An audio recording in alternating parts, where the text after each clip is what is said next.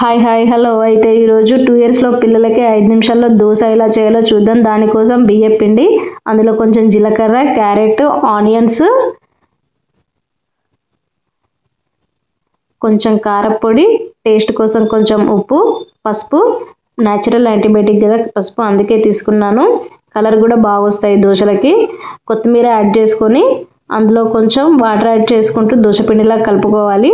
పిండి మరి పలచగా కూడా అవ్వద్దు, పలచగా అయితే దోశలు మంచిగా రావు, అందుకనే తిక్కగా కలుపుకోవాలి. అంతే.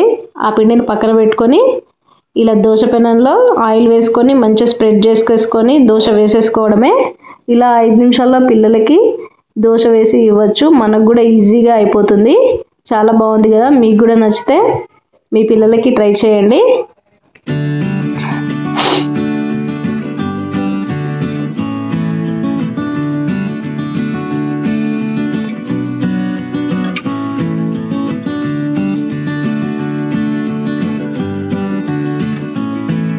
ఇలా సింపుల్గా ఈజీగా చేసేయచ్చు దోశ.